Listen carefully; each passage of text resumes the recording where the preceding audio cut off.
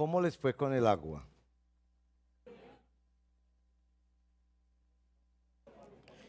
Debo preguntar si se bañaron o no.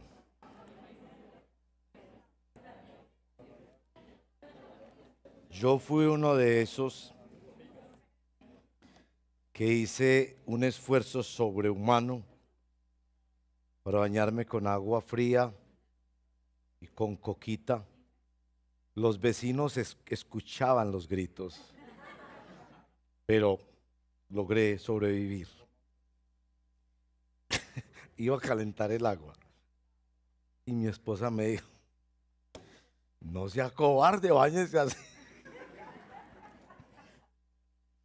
Bueno, pero yo les digo eso también es para pedirles perdón, porque yo no pensé que hoy íbamos a tener muchas personas en la iglesia.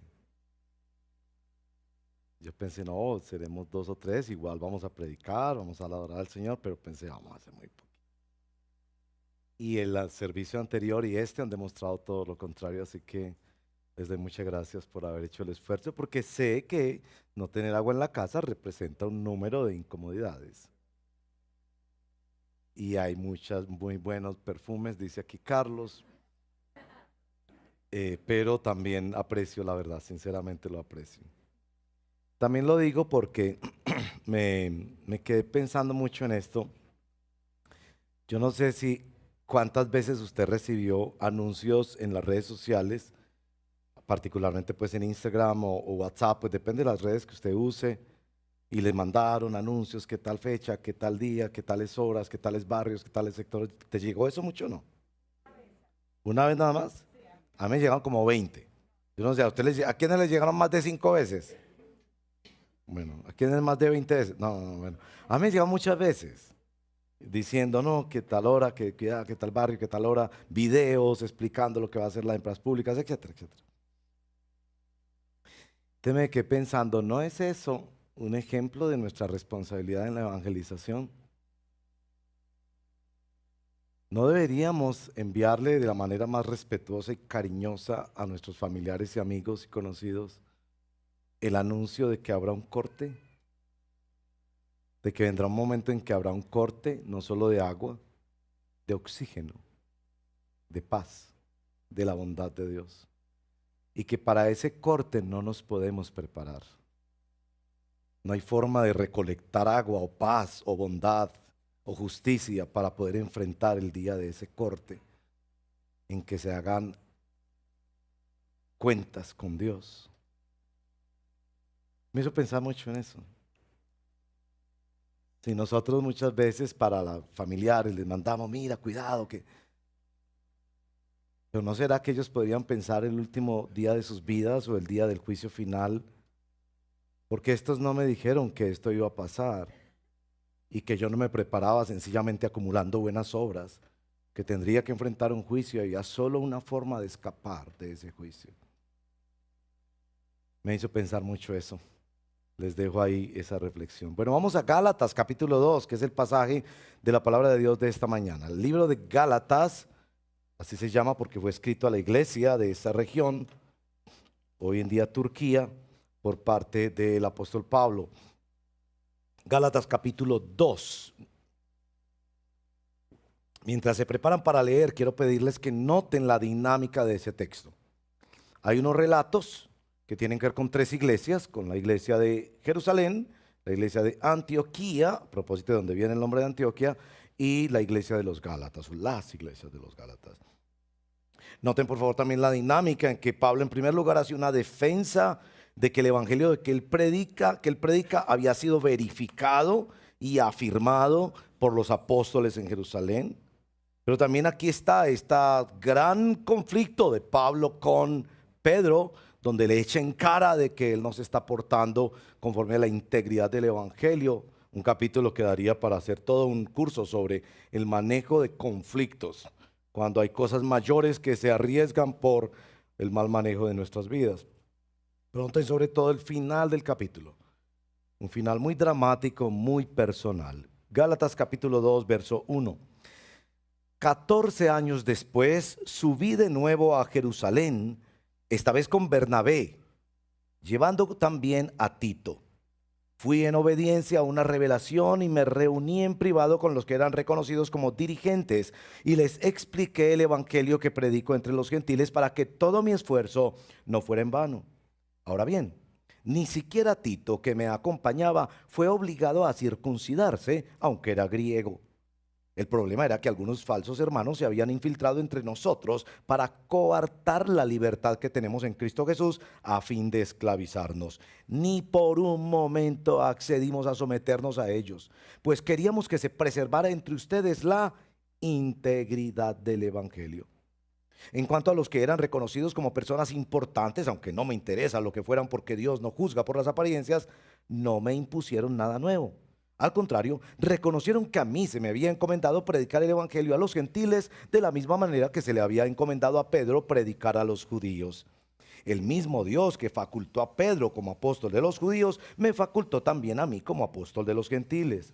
En efecto, Jacobo, Pedro y Juan, que eran considerados columnas al reconocer la gracia que yo había recibido, nos dieron la mano a Bernabé y a mí en señal de compañerismo, de modo que nosotros fuéramos a los gentiles y ellos a los judíos. Solo nos pidieron que nos acordáramos de los pobres. Y eso es precisamente lo que he venido haciendo con esmero. Pues bien, cuando Pedro fue a Antioquía, le eché en cara su comportamiento condenable. Antes que llegaran algunos de parte de Jacobo, Pedro solía comer con los gentiles. Pero cuando aquellos llegaron, comenzó a retraerse y a separarse de los gentiles por temor a los partidarios de la circuncisión. Entonces los demás judíos se unieron a Pedro en su hipocresía y hasta el mismo Bernabé se dejó arrastrar por esa conducta hipócrita. Cuando vi que no actuaban rectamente como corresponde a la integridad del evangelio, le dije a Pedro delante de todos: si tú que eres judío vives como si no lo fueras, ¿por qué obligas a los gentiles a practicar el judaísmo? Nosotros somos judíos de nacimiento y no pecadores paganos. Sin embargo, al reconocer que nadie es justificado por las obras que demanda la ley, sino por la fe en Jesucristo, también nosotros hemos puesto nuestra fe en Cristo Jesús para ser justificados por la fe en Él y no por las obras de la ley, porque por estas nadie será justificado. Ahora bien, cuando buscamos ser justificados por Cristo, se hace evidente que nosotros mismos somos pecadores. ¿Quiere esto decir que Cristo está al servicio del pecado? De ninguna manera. Si uno vuelve a edificar lo que había destruido, se hace transgresor. Yo, por mi parte, mediante la ley, he muerto a la ley, a fin de vivir para Dios. He sido crucificado con Cristo, y ya no vivo yo, sino que Cristo vive en mí. Lo que ahora vivo en el cuerpo, lo vivo por la fe en el Hijo de Dios, quien me amó y dio su vida por mí. No desecho la gracia de Dios. Si la justicia se obtuviera mediante la ley, Cristo habría muerto en vano. Hermanos y hermanas, esta es la palabra del Señor. Oremos.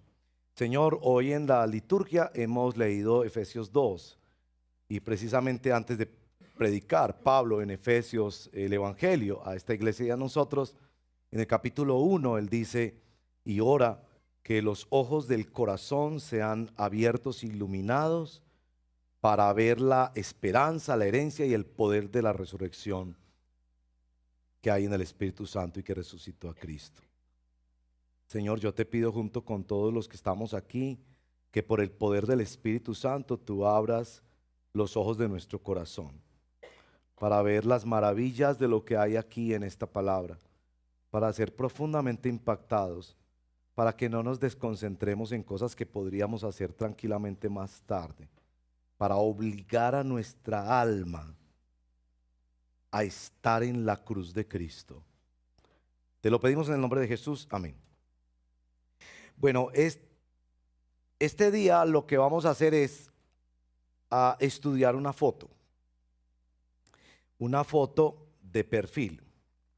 Ustedes se han dado cuenta que las fotos de los perfiles no son de perfil.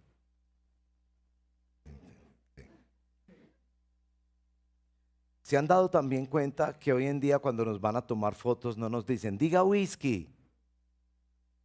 pues para los que son muy jóvenes, en la época en que decían eso es porque se suponía que cuando se decía whisky, aunque uno no supiera ese brebaje de qué se trata, uno como que medio sonreía, ¿cierto? Entonces el camarógrafo, el fotógrafo estaba de parece así, parece así. Ustedes se dan cuenta que ya no le tienen cara a uno instrucciones, porque en esta generación, pues repentinamente, gracias a las cámaras de los móviles y a las famosas selfies, ya todos somos expertos en modelaje, especialmente para la foto de perfil. ¿Ha visto a una persona tomándose el perfil?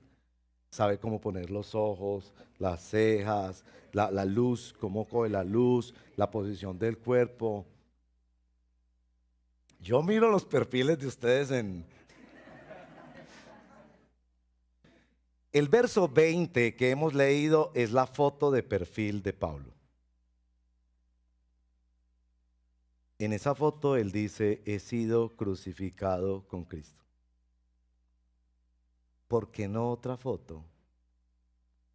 En Gálatas 2, Pablo está haciendo una defensa de su ministerio y de que a sus discípulos no los obligaron a circuncidarse, y eso fue aprobado así por los apóstoles.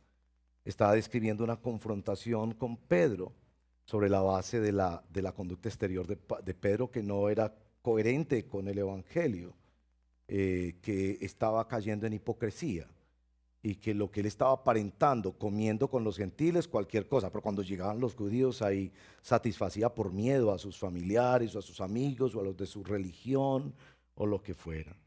Se refiere particularmente en eso al capítulo 10, al capítulo 1, verso 10 de la misma epístola de Gálatas, donde Pablo dice que si él buscara agradar a los hombres, él no sería un siervo de Cristo. Como que ya de entrada nos está diciendo Pablo que la foto que él va a poner en el perfil, él no busca que le guste a la gente, él busca decir otra cosa. El punto aquí es cómo la búsqueda de las apariencias, el error en el que estaba cayendo Pedro, refleja qué es lo que entendemos y cómo vivimos el Evangelio. ¿Cómo quieres que te vean los demás? Específicamente porque tú eres de una generación en las que el parecer resulta más importante que el ser. La notoriedad es más importante que la reputación. Pablo quiere que lo vean crucificado. Esa es la mejor memoria que él quiere instalar en la mente de quienes lo conocen.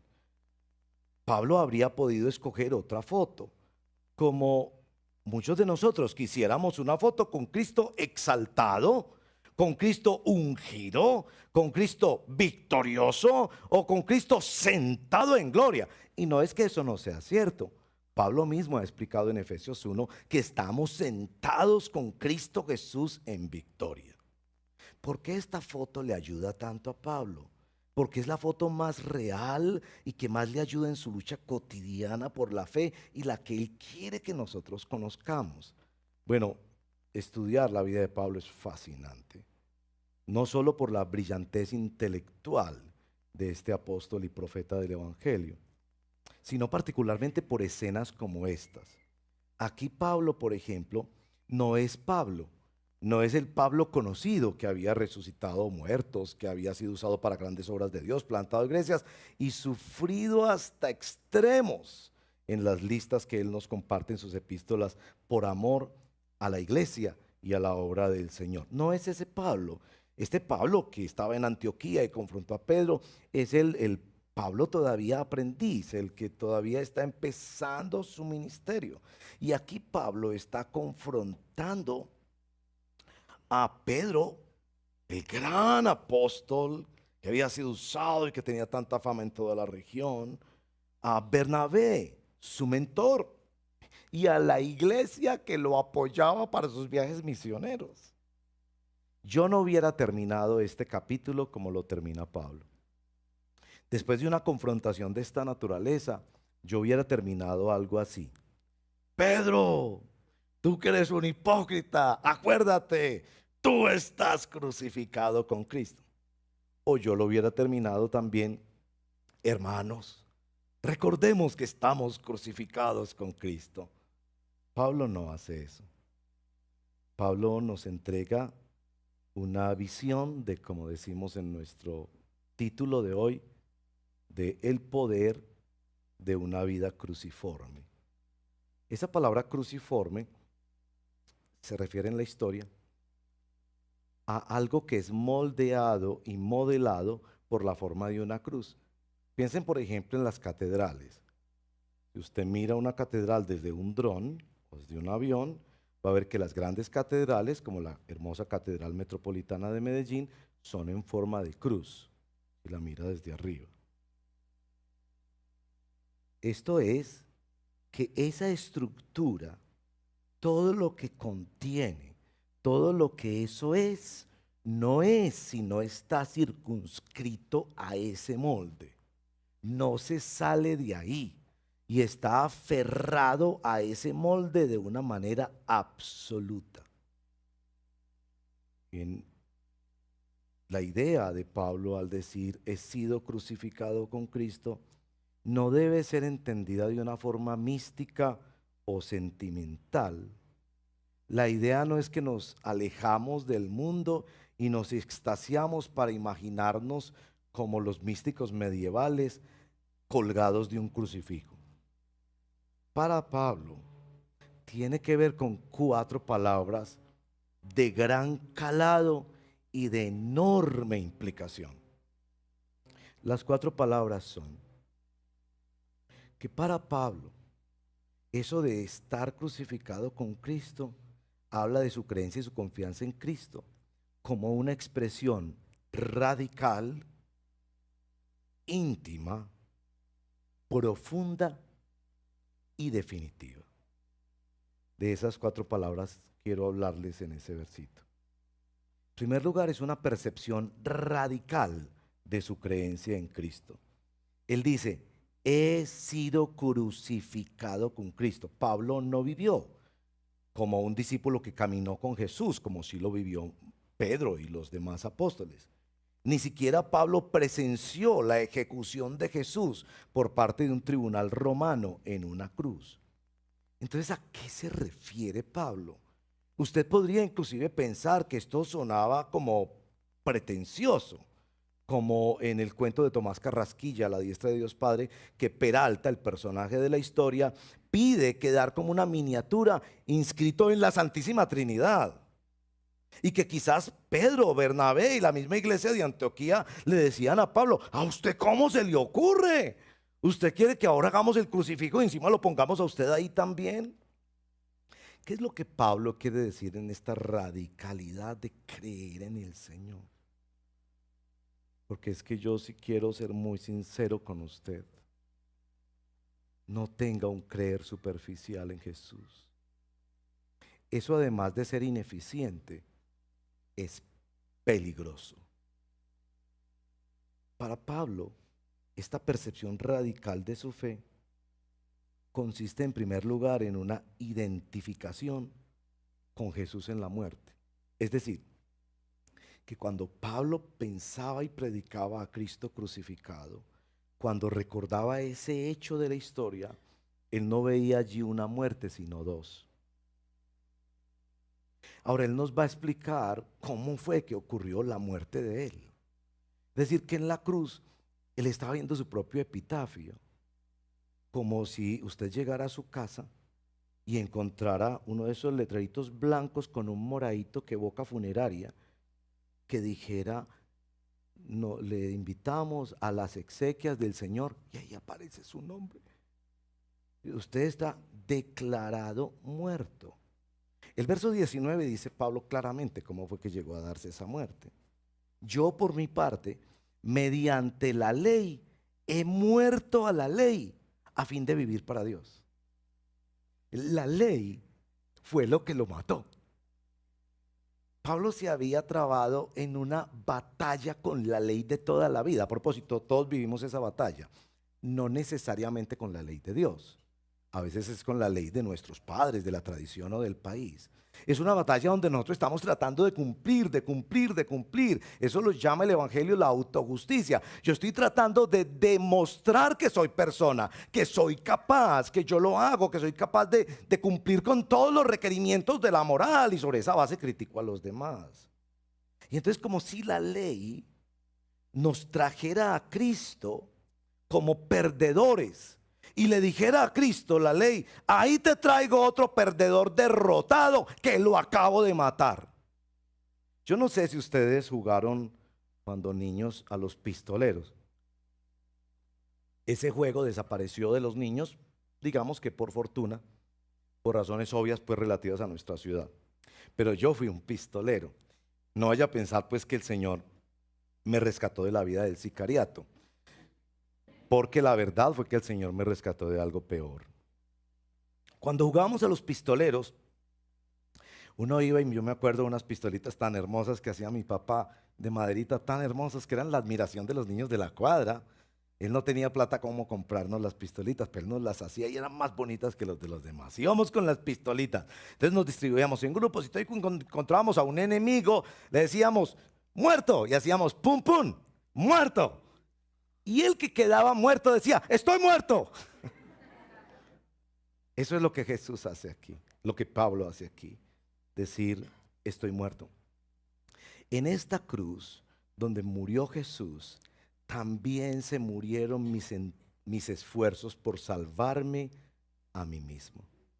Pero Pablo no solo se identifica con la muerte de Jesús, se identifica también con la doctrina de Jesús. Y es precisamente ese eje de la integridad del Evangelio lo que Pablo está denunciando aquí en Pedro. Y es la doctrina de la justificación por la fe.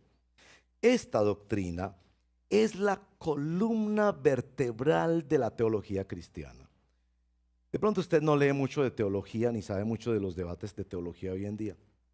Pero ese, hermanos y hermanas, es el gran debate de la teología hoy en día.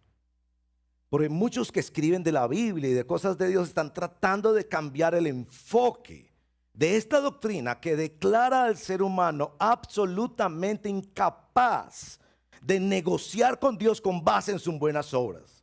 Y le dice que no hay más opción que venir a Jesucristo en arrepentimiento y fe. Eso es esencial y vertebral para el Evangelio. Y Pablo se está aferrando no solo a la muerte de Cristo, sino a la doctrina que predica la justificación por la fe. Y yo cuánto anhelo que ustedes, hermanos y hermanas, tengan olfato teológico para ver cuando un predicador que cita mucho la Biblia, que hace muchos milagros, pero no está predicando el Evangelio. Porque el Evangelio no es predicado hasta que no se predica la doctrina de la justificación por la fe. Esto es, que el ser humano está tan condenado que no puede ser restaurada su relación con Dios y tener seguridad eterna a menos que venga a la cruz de Jesucristo y por la fe reciba el perdón de sus pecados y una nueva vida por el Espíritu Santo. Fuera de eso, lo demás es religión, no es otra cosa. Para Pablo, esta expresión, he sido crucificado con Cristo, es una expresión radical de su fe. Él no va a contar su testimonio en una selfie, diciendo: es que a mí Dios me ha hecho muchos milagros. Lindo. ¿Y cuántas personas Jesús les hizo? Miles de milagros en sus años de ministerio público. Y después esos mismos gritaron: crucifícale. No, es que Dios es muy bueno. Y no, es que yo sí creo que Dios existe. Los demonios también creen eso a propósito y ellos tiemblan, tú no. Para Pablo es este asunto radical del Cristo crucificado.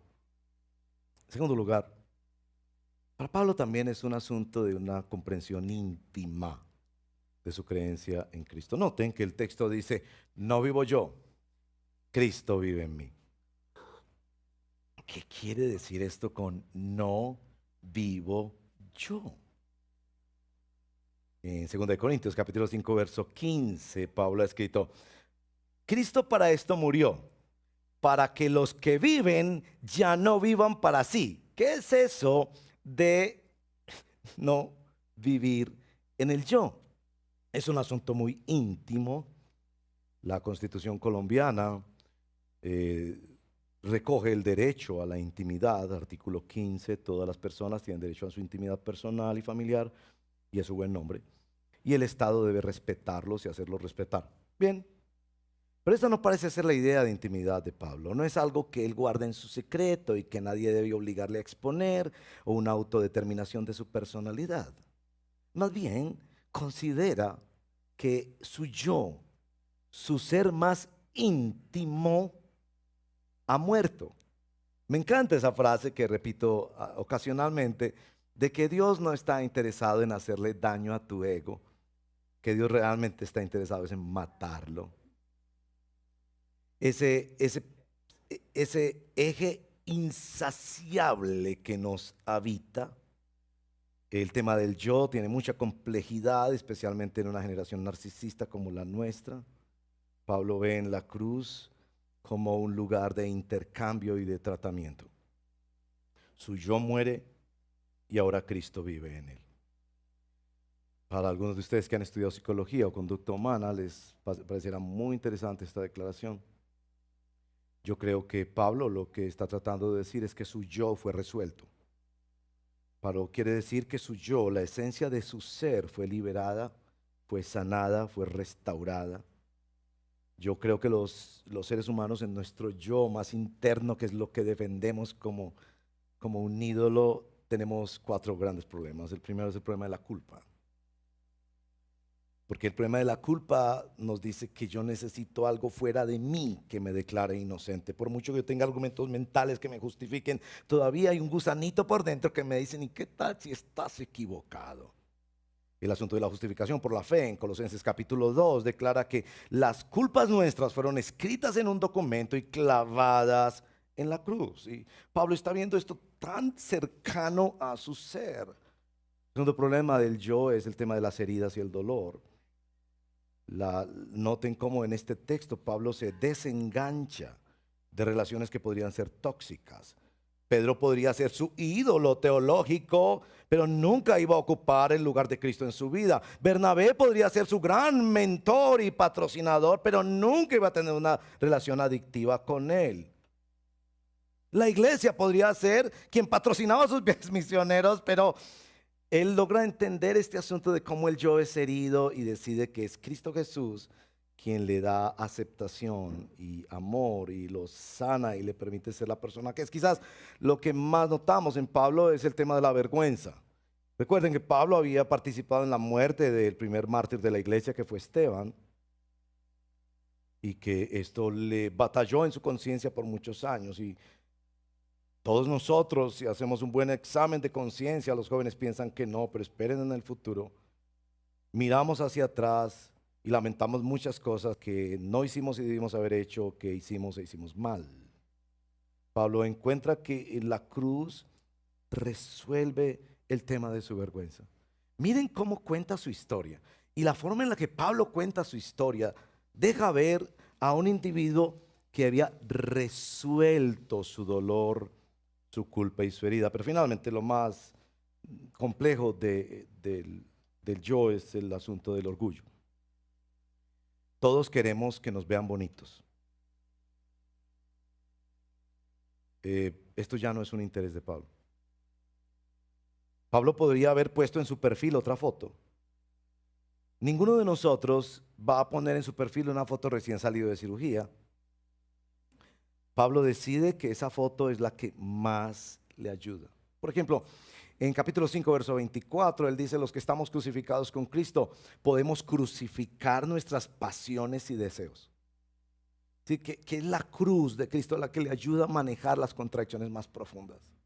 O cuando él está sufriendo por la iglesia, y sufrió mucho por los Gálatas, capítulo 6 dice: nadie me moleste más. Yo tengo en mi cuerpo las marcas del Señor Jesús. El yo más íntimo de su ser es resuelto en esta relación preciosa que describe en el capítulo 1 diciendo: es que Dios escogió revelar a su Hijo en mí. Ya no era un asunto académico, religioso, de ir a un lugar, escuchar buenas enseñanzas y practicar algunas cosas morales. Ya era un asunto muy, muy, muy profundo, de una contemplación sanadora. En segundo lugar, Pablo vive aquí en su intimidad el yo aceptado. No tengo tiempo de mostrárselos en la vida de San Pablo, pero lean los escritos de San Pablo y verán eso. Pablo se acepta a sí mismo. Pablo se asume, toma cargo de sí mismo. La mayoría somos esclavos de lo que no pudo ser, del deseo de tener otro cuerpo, otra historia, otra familia. Pablo aquí acepta su ser, su realidad, su vocación.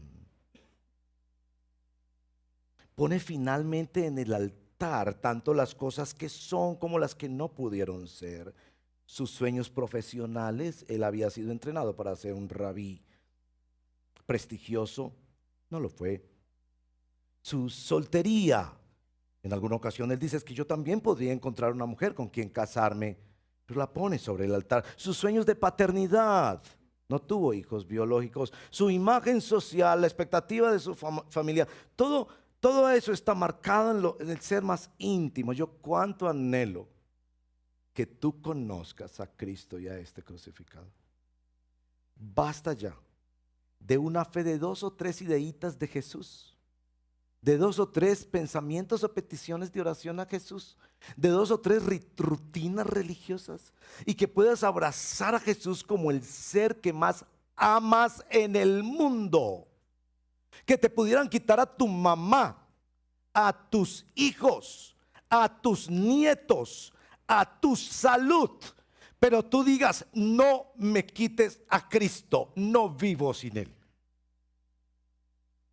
Esto es muy íntimo y muy profundo también para Pablo, y precisamente en esta declaración encontramos la teología profunda de Pablo sobre el amor de Cristo. Miren cómo avanza. Vivo por la fe en el Hijo de Dios, quien me amó y dio su vida por mí. Esta es la teología de Pablo sobre el amor. Pablo se desprende de miradas superficiales al asunto del amor. Casi siempre llamamos amor a cosas equivocadas como el placer, la conveniencia. Nos referimos a veces al amor como un sentimiento o como una expresión. Pero yo creo que todos estamos de acuerdo. Miren esto.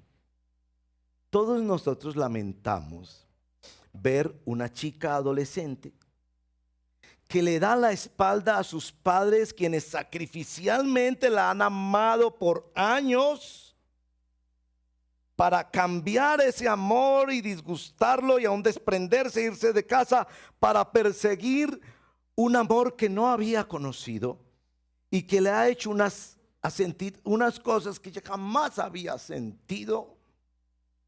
Y nosotros lamentamos eso, en primer lugar, porque comparamos esos dos amores. Y decimos: ¿qué es esto del ser humano? Que cambiamos padres que devotamente te cuidaron por 15 o 20 años para irte con un peludo que conociste la semana pasada solo porque tiene un rostro medio bonito. Y comparamos eso y decimos: no, el mundo es una locura. Pero también porque nosotros sabemos que viene en el futuro. Nosotros también amamos así. Y sabemos que ese amor durará 2 o 3 semanas. Y que ese muchachito no va a dar su vida por ella. Y que cuando todo lo que va a pasar, lo sabemos muy bien. Es decir, nosotros estamos de acuerdo en entender una cosa. El amor implica actos voluntarios y costosos. Esta es la teología de San Pablo del amor. Que Cristo lo amó cuando dio su vida. La Reina Valera tiene una mejor traducción en este punto cuando dice que se entregó. El énfasis de esa palabra entregó, que es la única que usa Pablo en esta epístola de Gálatas. Hay varias palabras para dar o entregar en el Nuevo Testamento. En Gálatas usa varias, pero solo usan esta vez. Es la idea de que el énfasis no está en quien recibe, sino en quien entrega. Cuando el Evangelio te dice: Dios te ama, el énfasis no está en lo que tú sientas cuando escuches la expresión. El énfasis está en lo que Cristo sintió cuando murió por ti. La teología de Pablo es muy clara. Me amó y dio su vida. Para muchas personas cuando decimos Dios te ama, en la imaginación es que está Dios por ahí en las alturas, mira desde el cielo y siente cierta compasión por esta persona y dice, oh, cuánto lo amo. No, para Pablo es mirar el rostro de Dios en la cruz de Cristo Jesús para decir cuán grave era mi pecado y cuán grande es el amor de Dios. Es una comprensión profunda de este asunto del amor. A propósito, hermanos y hermanas, no llames amor hasta que tú no veas actos voluntarios y costosos. No me digas que amas la iglesia si tú no estás viviendo actos voluntarios y costosos por ella. No me digas que amas a tu esposa sencillamente porque te gusta. Dime que amas a tu esposa porque estás viviendo actos voluntarios y costosos por ella. No me digas que amas tus hijos o tus nietos porque los sientes tan tiernos y tan hermosos, el calorcito del abrazo. No tengo problema con que disfrutes eso, pero realmente eso no es amor. Dime que hay amor cuando vives actos voluntarios y costosos por otra persona. Y Pablo no ve en la historia humana un acto más voluntario y más costoso que la entrega del Señor en la cruz por él. En cuarto lugar, Pablo considera que esto es también una entrega definitiva. Es no solo radical e íntimo y profundo, sino también definitivo. Esto es una declaración absoluta de Pablo. A menudo, por efecto del aprecio excesivo que nosotros tenemos a la vulnerabilidad, en esta generación nos expresamos con respecto a la fe de formas parciales. Por ejemplo, usted y yo decimos con frecuencia que luchamos por vernos como Dios nos ve, pero todavía no hemos llegado allá. Que luchamos por amar a Dios y serle fieles, pero todavía no hemos llegado allá. Para citar la frase del famoso teólogo suizo Oscar Cullmann, vivimos más el todavía no que el ya. Pablo aquí no da lugar a estas parcialidades y a esta ambigüedad. Pablo es absoluto. He sido crucificado. De hecho, la Reina Valera en este caso no hace una buena traducción, porque la Reina Valera dice estoy juntamente crucificado con Cristo. Las nuevas traducciones, que son más fieles generalmente, están traduciendo he sido crucificado, para notar el aspecto pasivo de la acción. Es decir, no es que yo me crucifico un ratico los domingos con Cristo, no. No es que yo en el devocional me crucifico con Cristo y me olvido, no. Radical, íntima, profunda y definitivamente a mí me clavaron en la cruz. No es que yo lo siento los domingos, tan rico cuando me siento crucificado. No. Es definitivo, es un acto de una vez para siempre. Por eso en Tito 2, Pablo habla de la salvación en pasado y le dice a Tito, Tito nos salvó, ya nos salvó. Pablo sabe que las grandes bendiciones de nuestra salvación no han llegado todavía, no hemos sido glorificados, pero es un hecho absoluto por parte de Dios. Hermanos, y esto es tan importante porque él considera que de no confesarlo y vivirlo así estaría desechando la gracia de Dios. Verso 21. No desecho la gracia de Dios. Y precisamente su confrontación con Pedro es, estás desechando la gracia de Dios. Cuando tú le metes a tu fe ritualismos, religiosidades, cosas extrabíblicas, miedos, fantasías teológicas que predica un predicador en enlace. Estás desechando. ¿No es Cristo suficiente? Y es que, hermanos, vivimos en una época de ambigüedad. Déjenme mostrarles cómo es de ambigua nuestra época. En primer lugar, cosas que deberían ser sólidas son líquidas y cambiantes. Nuestras altas cortes en Colombia, para bien y para mal, cambian sus decisiones todos los días. Los pactos, como el pacto matrimonial, como el pacto de membresía a tu iglesia local, se rompen tan fácil como cambiarse de ropa. Mientras tanto, algunos asuntos superfluos o de orden individual se condenan si se cambian. Dígale usted a sus amigos que usted decidió cambiar de equipo de fútbol. Eso es casi herético. Eso es casi herético. Si usted dice, oye, no, pues yo hasta ahora apoyaba tal equipo. No vamos a mencionar ningún nombre. Tal equipo. ¿Cierto? Y dice, ve, yo me puse a pensar que por tal y tal razón, tengo mis razones. Libre desarrollo de la personalidad de mi amigo. Decidí a partir de hoy apoyar a otro equipo. Usted sabe el bullying que le hacen. Hay gente que no le vuelve a hablar. Que lo borran, lo cancelan en las redes sociales.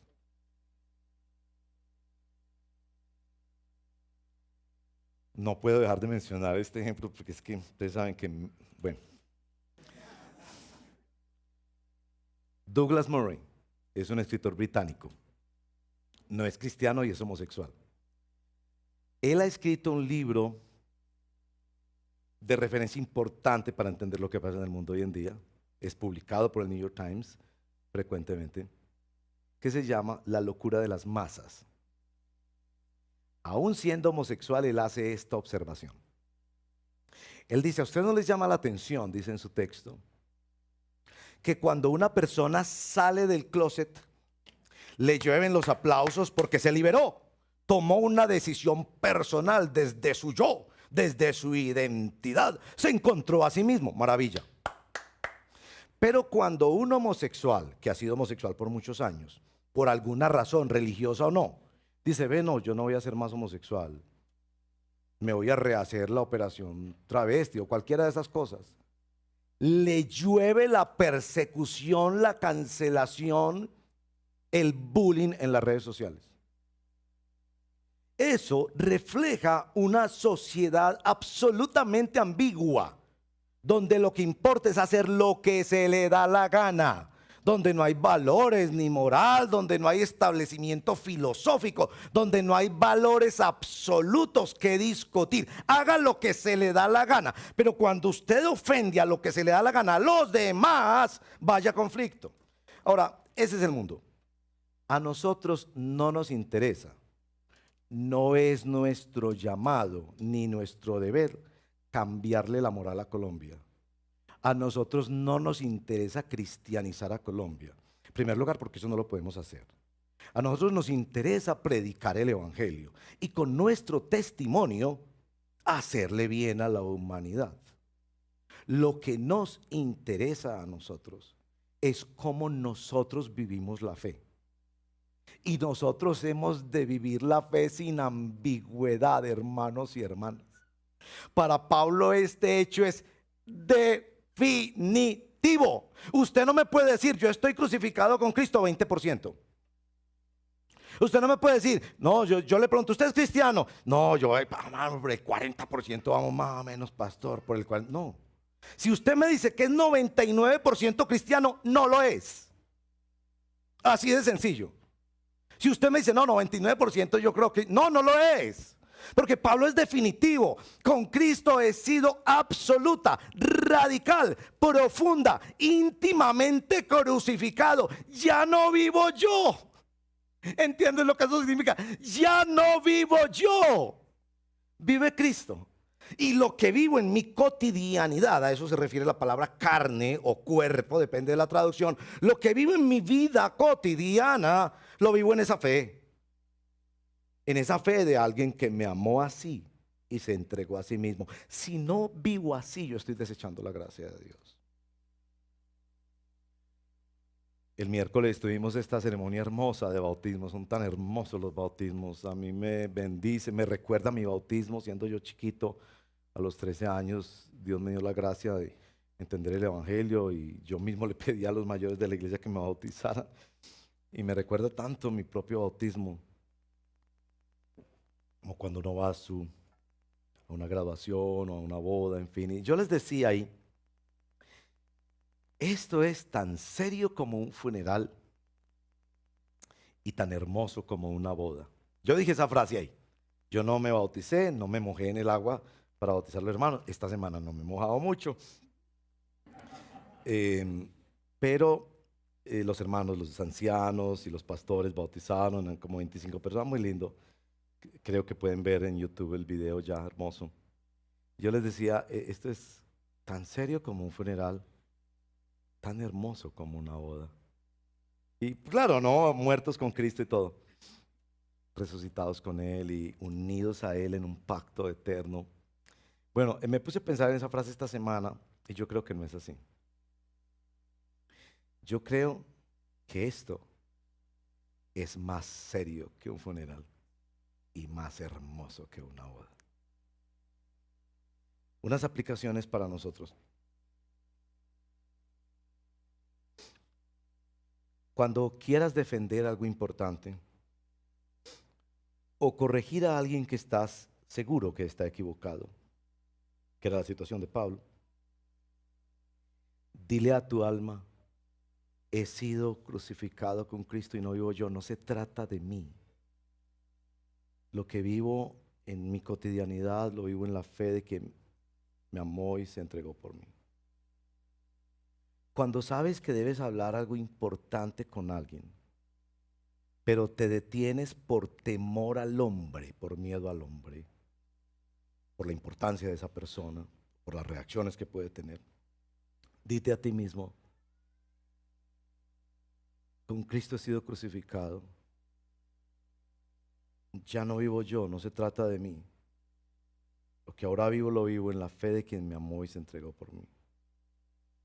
Cuando luches con tu autoestima, esto es cuando te sientas superior a los demás o cuando te sientas inferior a los demás, que termina siendo la misma cosa, dile a tu alma: con Cristo has sido crucificado.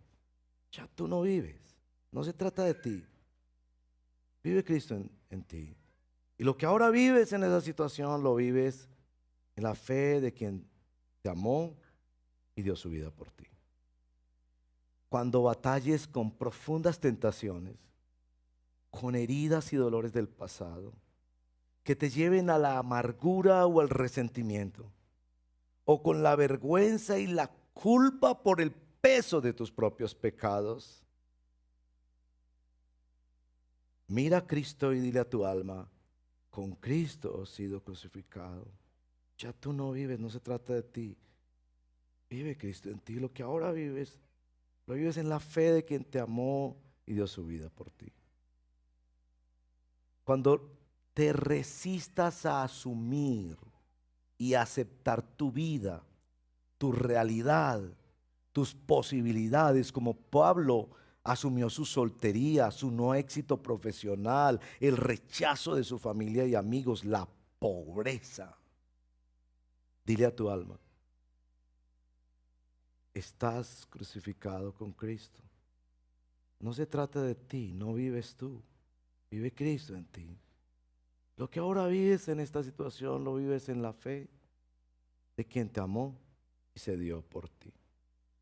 Cuando tienes que asumir el amor costoso en tu servicio a Dios, dentro de tu familia o en tu lugar de trabajo o aquí mismo en la iglesia, dile a tu alma: con Cristo estoy crucificado. Ya no vivo yo, vive Cristo en mí. Lo que ahora vivo en la fe, en el cuerpo, lo vivo en la fe del Hijo de Dios que me amó y se entregó por mí.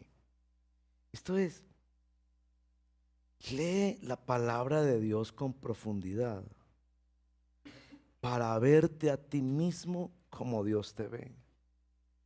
Eso es tan profundamente liberador, porque la mayor liberación que te da el Evangelio es la liberación de ti mismo.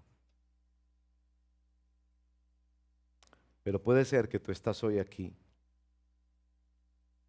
y cuando ves esto te das cuenta de ese asunto de que uno no puede ser 10% o 20% cristiano. ¿Se está crucificado con Cristo o no se está? Y yo te tengo que hacer la pregunta: ¿eres cristiano? ¿Eres cristiana? ¿Sobre qué se basa tu respuesta? Es claro, en el contexto de este pasaje, Pablo no podría jamás responder con base en mi mamá era cristiana, ni yo he hecho unas cosas buenas, o no he hecho grandes pecados, no. Como hemos dicho, la doctrina de la justificación por la fe nos declara muertos en nuestros delitos y pecados y solo nos deja un lugar de escape, que por la fe que Dios en su misericordia nos da, seamos crucificados con Cristo, de manera que no vivimos nosotros, sino que vive Él. Y si te encuentras honestamente con esa pregunta, y si le añado la pregunta clásica de si te murieras hoy, ¿irías a la presencia de Dios o enfrentarías la condenación de tus pecados? Y si llegaras a la presencia de Dios y Dios te dijera, ¿por qué debo dejarte entrar en mi presencia eterna? Y tu respuesta fuera diferente a esto que hemos hablado hoy, Gálatas 2, 20 y 21. Yo te digo en el nombre del Señor, ven al Señor Jesucristo en arrepentimiento y fe. Cree en el Señor Jesucristo. Reconoce tu absoluta incapacidad para negociar con Dios con base en buenas intenciones, buenas obras o cualquier otra cosa. Ven al Señor Jesucristo en arrepentimiento y fe. Apaga el televisor esta tarde. Léete esta epístola de los Gálatas que amplia y claramente señala nuestra condición y señala el amor de Dios que nos dio a su Hijo y en este nos da al Espíritu Santo para una vida diferente. Ora ahí donde estás al Señor, preparémonos para adorar. La iglesia que escucha la palabra es la iglesia que adora y responde en oración y en adoración. Habla con el Señor. ¿Qué te llevas hoy? ¿Qué meditación ha sacudido tu corazón de la palabra de Dios? ¿Cómo esta revelación de la palabra de Dios cambia tu vida por el poder del Espíritu?